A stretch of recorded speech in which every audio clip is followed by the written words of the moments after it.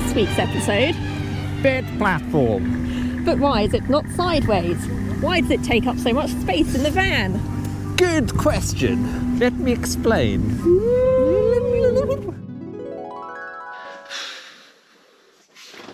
It feels like this is just where I've been sitting for the last day and a half thinking, and I feel it was time well spent, and I actually do know what I've got a plan. It may not be the best plan, but it's a plan.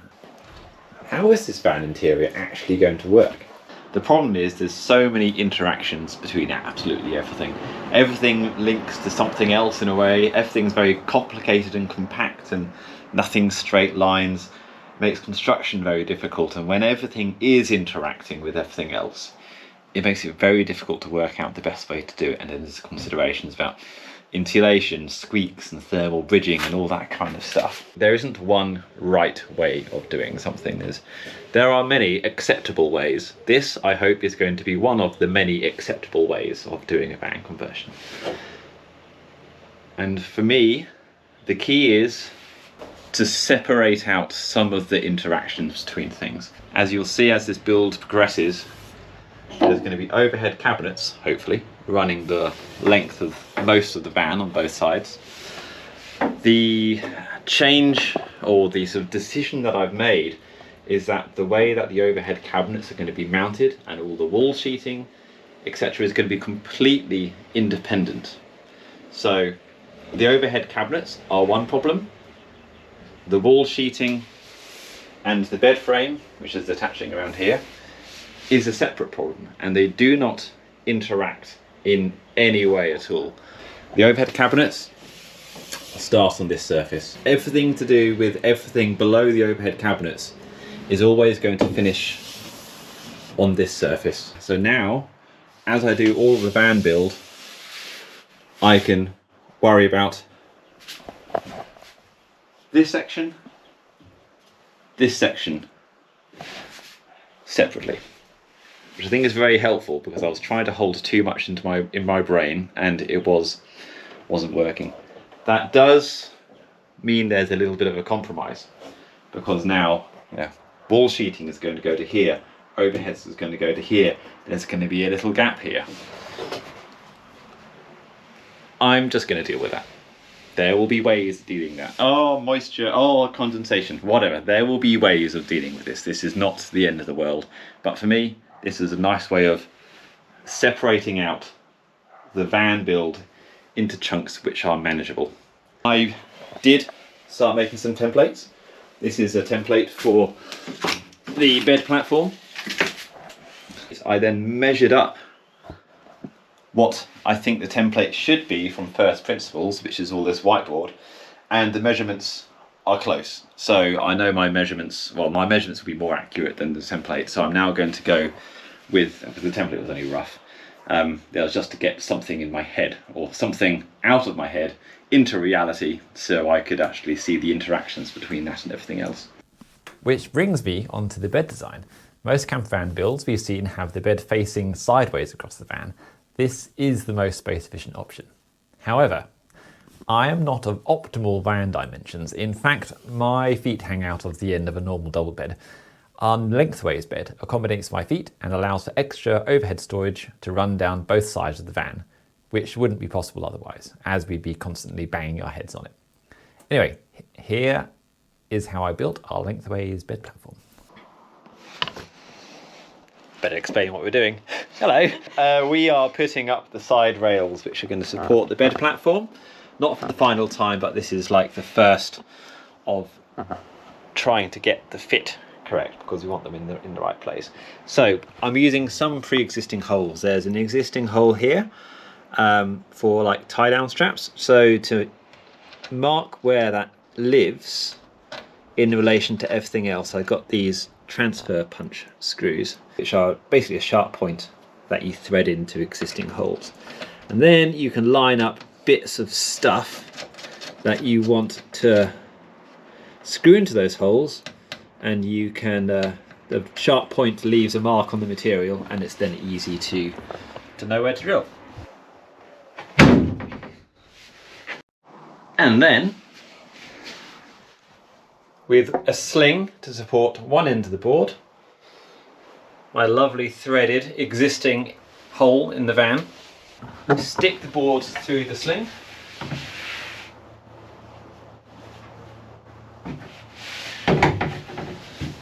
get our bolt and thread it in. Very nice. So now I'm in a position to, confirm the exact level and position of this end of the board, because this end is fixed, and mark out the holes. And there's a trick to that which I think you're going to like. So my secret little magical trick is to mark the bolt hole on this end, get a paint pen, go around the hexagon shaped thingy, nice and thick with the paint, then transfer that paint onto the wood. Get that where it needs to be, smush it in place, and hopefully on the back side of this there's a nice mark. Success! We have a mark to drill from. For marking out the other hole locations, there's two ways you could do this basically. You could either have the board up against the side rail and then template through all of these holes, but all of these holes are exactly the same height. That's visually obvious, and I've also measured it and checked it. And also the hole spacings are sensible numbers, they are consistent. So rather than templating them all through, which actually would take quite a while, I've instead measured the last one out, obviously with the transfer paint method, and all the rest have been measured relative to that on one consistent height line. And I've got the measurements written down on the other board, which amusingly I put up on the wall, then realised I didn't have a copy of these measurements and had to take it down just to go and get these numbers. But yeah, so now ready to get all these drilled out and bolted up for our first test fit.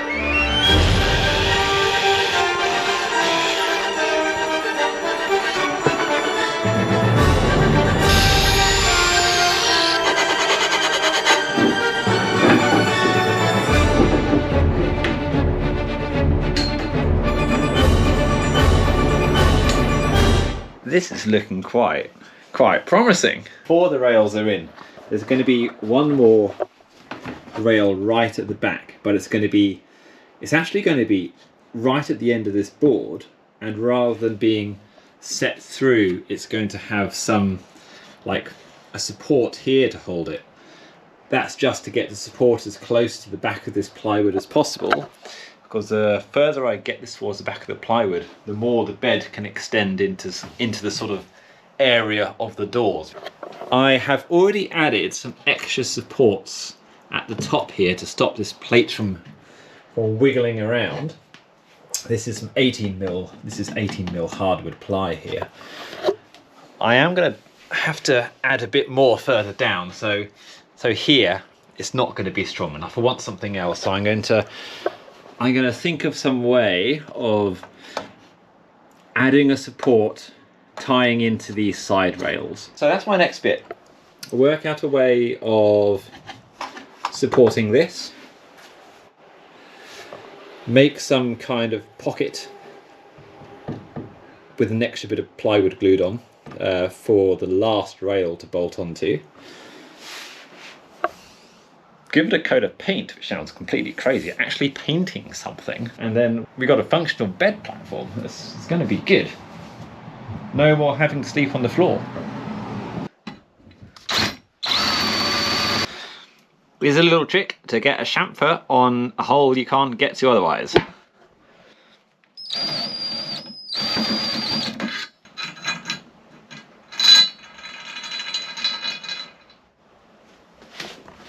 Very nice.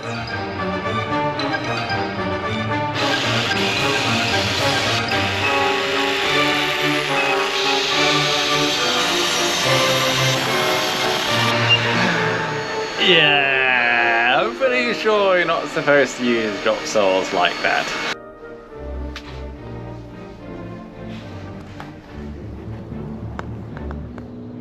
update on how I'm securing these sideboard things to the side of the van. These blocks, which you've seen a detailed video of, they've got the little holes down the side of them, which then go onto the inside edge on both sides. So when everything's fully in place, not going to move, I can squidge adhesive through those holes. It'll then fill up these gaps with adhesive, and then everything, you know, is not going to move anymore. To be honest, it doesn't really need to be adhesive, and it's more like sort of bedding compound, because if you imagine from left to right, these two things are joined by the aluminium bed rails. So, you know, if one is trying to get pulled off the wall, it's trying to push the other one into the wall. So yeah, the adhesiveness doesn't really matter.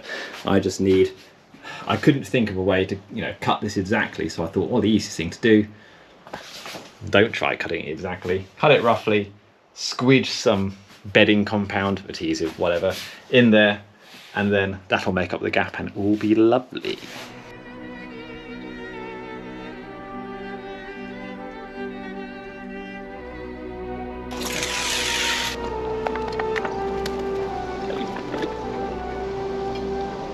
Okay, this says 96mm.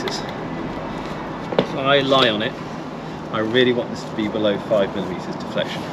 This is 91, 92. 92, so it's gone from 96, is what I said, right? To 92, so that's 4mm. 90. 89 to 92 when you got off. That'll be the biscuit I had earlier. We're at 96 again. So it's fine? That's absolutely fine.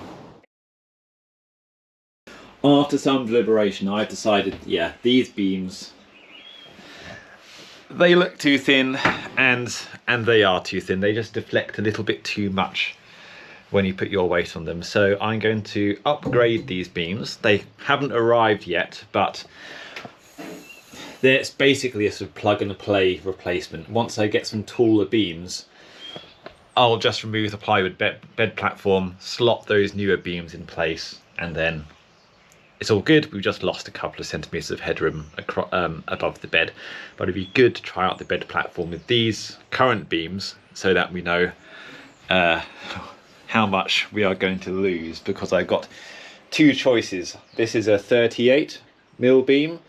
Their next size up is 50mm, and then there's a 64mm. A 64mm beam would have a quarter of the deflection that this one does. That would be absolutely fine.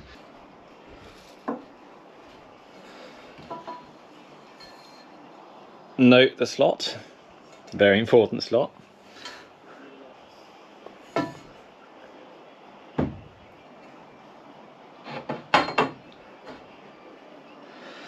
Magic.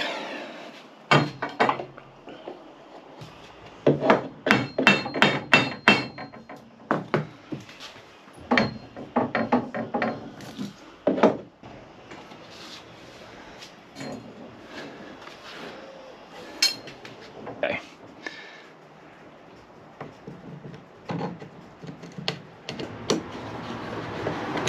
My glue nappy is doing a sterling job.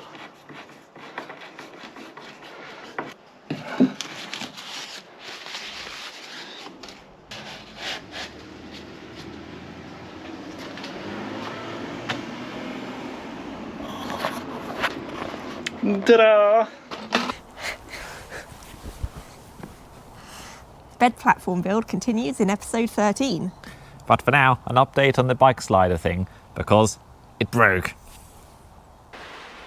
You catch me at the end of a few hours of troubleshooting our bike slider, which you know has gone well because it's no longer in the van. Reason being, it would no longer fully open. It would open 80-90% of the way, but it wouldn't lock open. I just could not work out what was going on, and then I had to take the drawer slides out of the van, and then I was having a nightmare because none of the bolt hole locations lined up with the access holes. Anyway, after a very long time, I managed to take one of the slides fully off and see what the problem was. The issue was, these ball bearings are in these plastic races. Turns out these plastic races must be exactly in the middle of the slide.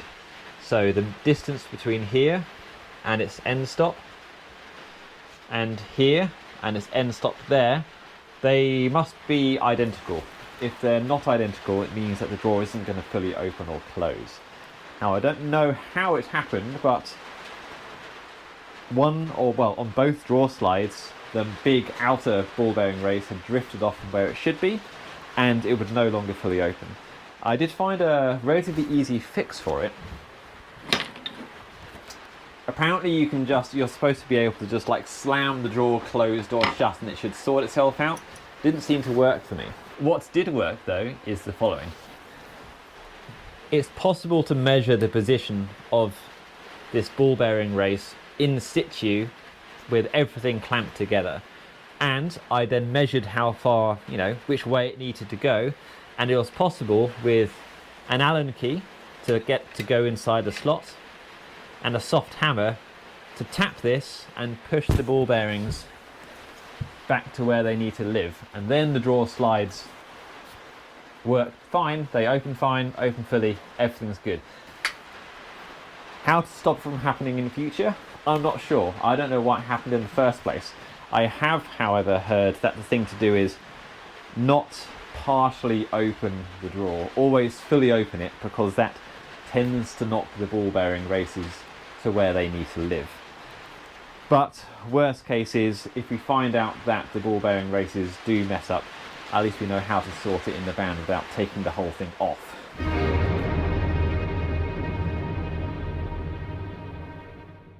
And in the next instalment, we install a 48 volt 100 amp hour lithium battery and I eat some crumble.